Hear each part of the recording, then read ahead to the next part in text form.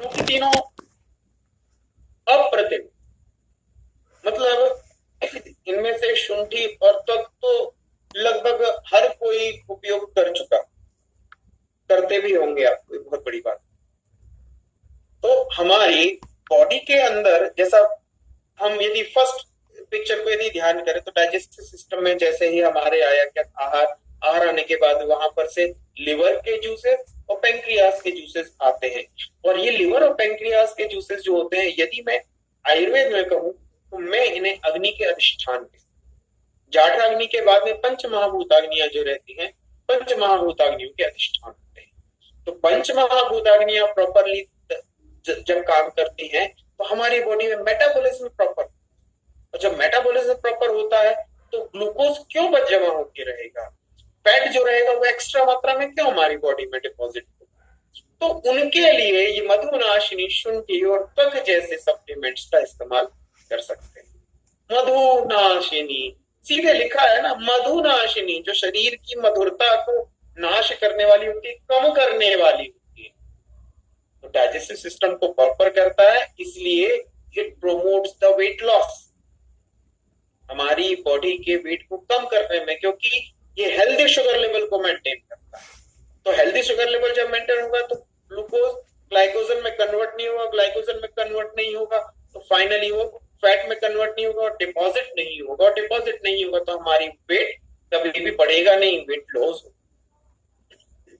Reduces the sugar carving, digestion proper हो रहा है तो हमारी बॉडी की सेल्स को प्रॉपर तरीके से शुगर मिल पा रही है, और शुगर डाइजेस्टिव शुगर मिल पा रही है तो वो उसका इस्तेमाल कर पा रही है, इसलिए शुगर की कार्विंग नहीं होती।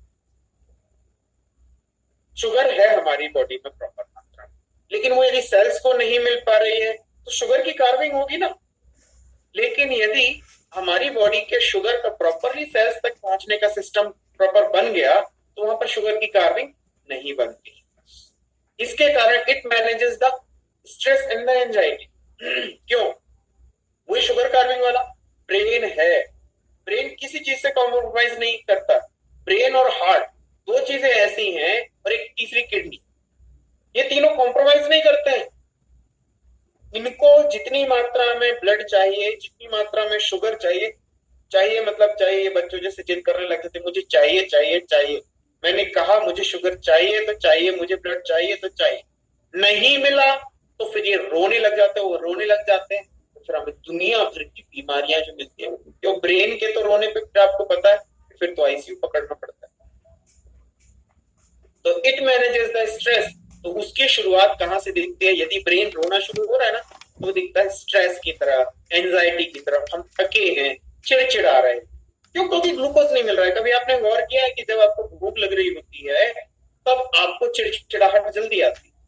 वो ब्रेन क्रिएट कर रहा है कि ब्रेन को चाहिए शुगर, मुझे शुगर दो शुगर दो शुगर दो, और आपकी बॉडी में शुगर है नहीं। क्यों? क्योंकि वो बॉडी के अंदर डिपॉजिट तो है लेकिन चैनल प्रॉपर नहीं हो बने, इसलिए ब्रेन तक नहीं जा पा रहा है, इसलिए आप चिड़चिड़े होते हो। It help in the supporting and maintaining the normal blood glucose level.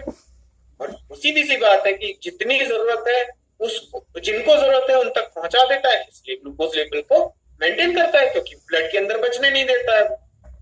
It promotes the digestion, और ये सारी की सारी प्रक्रियाएं करता कहां से? डाइजेशन पावर को इंप्रूव करके। तो डाइजेशन पावर को इंप्रूव करता है, इसलिए शुगर प्रॉपरली फॉर्म होती है, जो हमारे हार्मोन्स प्रॉपरली फॉर्म होते हैं, इसलिए कहीं पर भी इनडाइजेस्टिव फूड मटेरियल ब्लड में नहीं जा पाता है, ब्लड में नहीं जा पाता है, इसलिए वो अच्छे से काम। अब अब एजिंग के लिए चर्चा हो रही है। अब आप ये सोचिए कि आपके शरीर में कोई चीज ज्यादा जमा हो तो आपकी एज बढ़ेगी कि कम होगी?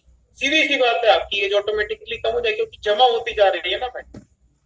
कोई भी चीज आए और निकल जाए, कोई भी चीज आए और इस्तेमाल हो जाए, तो उसकी एज हमेशा बनी रहती है। सेल्स का सीधा पता यही।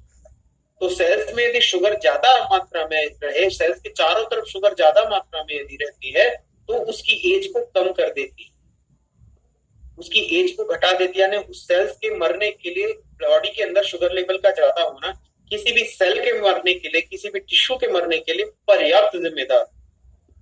तो यदि बॉडी के अंदर शुगर लेवल मेंटेन रहेगा तो ऑटोमेटिकली हमारी सेल्स होंगी वो डैमेज नहीं हो पाएंगी, उनकी एज बढ़ जाएगी, और एज बढ़ जाएगी तो हमारी एजिंग ऑटोमेटिकली स्लो हो जाएगी, हमारी एजिंग की प्रोसेस जो है बूढ़े होने की प्रक्रिया जो क्या हो जाएगी, स्लो हो जाएगी।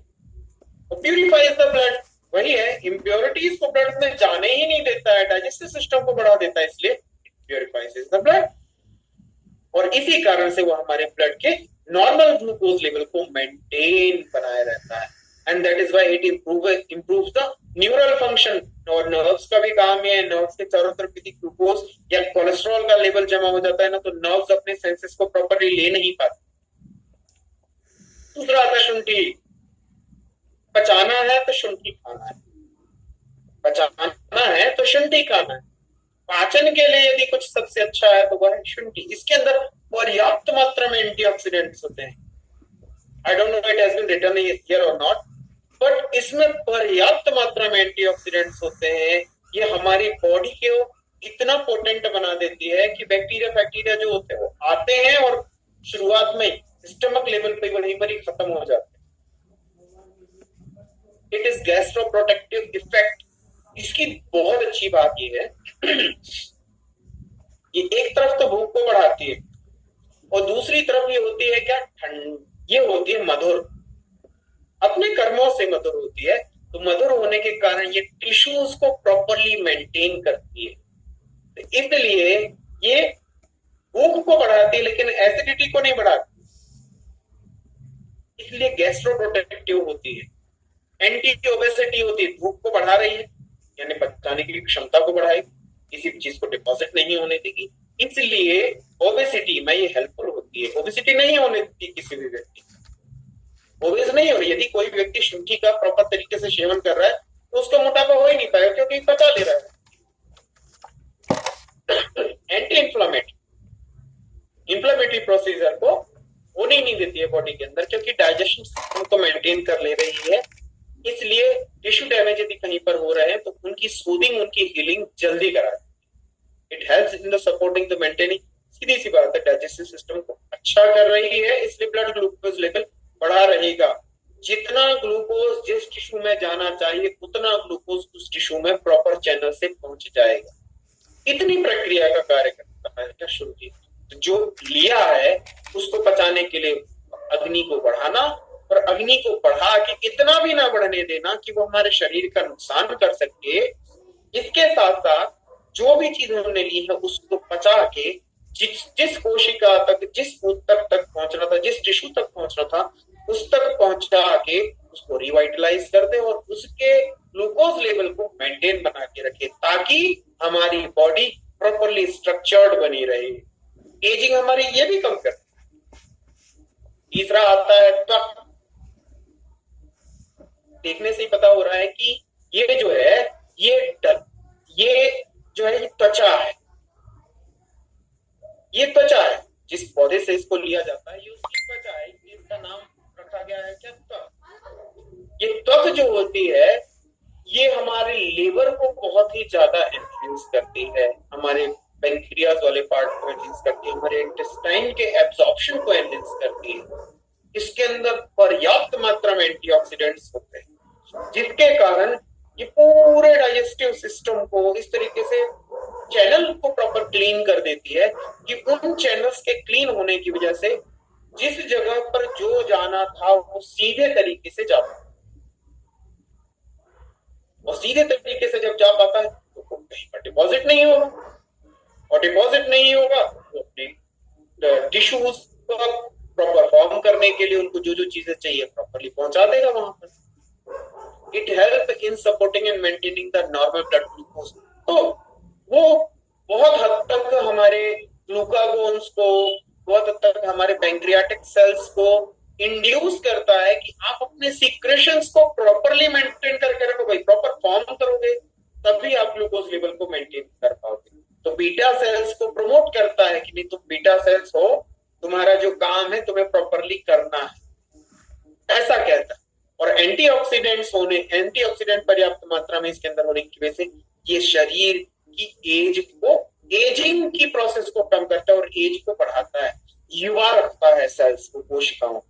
तो वो जो भी छोटा सा भी काम कर रही है यदि कोई भी सेल, वो अच्छे से करते हैं, हैप्पीली करती है। ये हमारी सीधी सी बात है। एंटीऑक्सीडेंट्स का काम क्या होता है?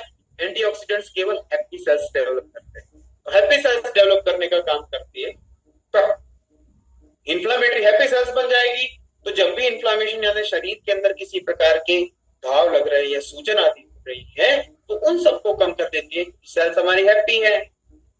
एंटी माइक्रोबियल सेल्स हैप्पी हैं, इसमें किसी भी माइक्रो बॉडी के अंदर एंटर हो गया, चलो हो भी गए, लेकिन हमारी सेल्स जो है वो हैप्पी सेल्स हैं, वो क्या कर देंगे? वो सब किल कर देंगे। And it supports the normal cognitive health. हमारी नॉर्मल कॉग्निटिव हेल्थ यानी हमारी जो रिसेप्शन पावर है, हमारा जिस तरीके से शरीर होना चाहिए, जिस शरीर से शरीर का निर्माण होना चाहिए, हमारी कॉग्निशन पावर जैसे सोचने की क्षमता जैसी होनी चाहिए, इन सभी में वो हेल्पफुल होता है। तो जब व्यक्ति के तंत्रिका तंत्र अच्छे से कार्य कर रहे होते हैं, तो उनको आवश्यकता पड़ती है किन चीज की? न्यूट्रिशन की, रिवाइटलाइजेशन की यानी कोशिकाओं के पुनर्निर्माण की, और फिर इसके बाद में जरूरत पड़ने पर उनकी आयु बढ़ाने वाले साधन की। संपूर्ण प्रक्रिया में हेल्पफुल जो होता है वो होता है त्वक। तो इस प्रकार शुंठी, मधुनाशिनी, शुंठी और त्वक, ये तीनों जो होते हैं हमारी बेसल मेटाबॉलिज्म रेट, ये टर्म इसमें कहीं पर आई नहीं है लेकिन मैं आपको बता रहा हूं, मुझे ये बेसल मेटाबॉलिज्म रेट को मेंटेन करने में बहुत हेल्पफुल है, जिसके कारण हमारी बॉडी का ग्लूकोज मेटाबॉलिज्म मेंटेन रहता है और हमारा ग्लूकोज लेवल जो होता है वो हेल्दी बना रहता है। यानी जिसके कारण हमें किसी भी मेडिसिन को, यदि हम बीमार नहीं है तो लेने की आवश्यकता नहीं पड़ती। बीमार है तो डॉक्टर की सलाह, बीमार नहीं है तो ग्लूकोज लेवल हेल्दी मेंटेन है। इसके अलावा ये सपोर्ट करता है किसको? पेंक्रियाटिक फंक्शंस को। पेंक्रियास इंसुलिन सिक्रेशन, उसके फंक्शन को मेंटेन करके रखता है, नॉर्मल बायोलॉजिकल फंक्शंस को, कि कितनी मात्रा में किस चीज का सिक्रेशन करता है, जिसके कारण लिपिड मेटाबॉलिज्म भी मेंटेन बना रहता है, क्योंकि पेंक्रियाटिक जूसेस जो होते हैं वो लिपिड मेटाबॉलिज्म बहुत ही इंपॉर्टेंट होता है और एंटीऑक्सीडेंट्स है। तो तीनों के तीनों जब मिलते हैं ना, तब ये मतलब शरीर में बिल्कुल सुपर काम करते हैं। ना तो शुगर लेवल को बढ़ने देते हैं, एंटीऑक्सीडेंट से भरपूर हो जाता है हमारा शरीर, पाचन प्रक्रिया को बिल्कुल ऐसा कर देते हैं कि कहीं पर भी फैट का डिपोजिशन नहीं होता है। इस प्रकार हेल्पफुल। तो शुंठी, मधुनाशिनी, शुंठी और त्वक जो होता है वो हेल्दी ग्लूकोज लेवल के लिए रिकमेंड करता है।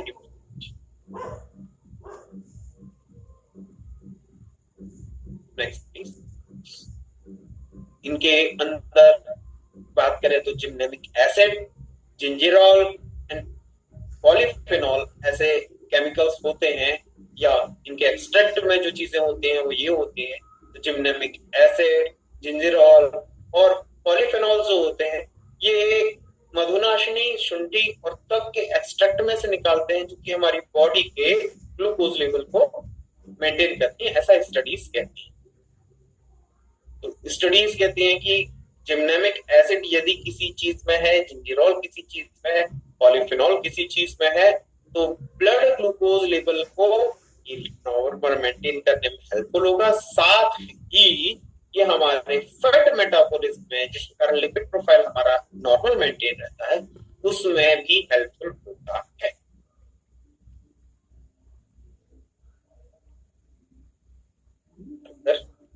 Skip over to Mr. Manish जी। Thank you so much doctor साहब। और आपने जो जानकारी दी है आज अप्रतिम, बहुत बहुत धन्यवाद। कैसे आपका शुक्रिया अदा करें हमें समझ नहीं आ रहा, और मुझे ऐसा लग रहा है कि ये असल मायनों में आपने बताया है कि कैसे मदनाशिनी, शुंठी और त्वक, और साथ साथ कैसे अम्लाकी, विभितकी, हरितकी हमारे हेल्थ को सपोर्ट करने में हमारी मदद करते हैं। चाहे वो डाइजेस्टिव हेल्थ हो जहां पे हमारी मदद करते हैं अम्लाकी, विभितकी, हरितकी, या फिर हो ग्लूकोज हेल्थ जहां पे मदद करते हैं मदनाशिनी, शुंठी और त्वक। तो दोस्तों, डॉक्टर आशीष तिवारी जी का एक बार हम जोरदार तालियों से धन्यवाद करना चाहेंगे, और आप बिल्कुल वर्चुअल तालियां उन्हें दे सकते हैं आप अपने कैमरा को ऑन करके उनके लिए एक बार तालियां बजा सकते हैं। और मैं आपसे जानना चाहूंगा, चैट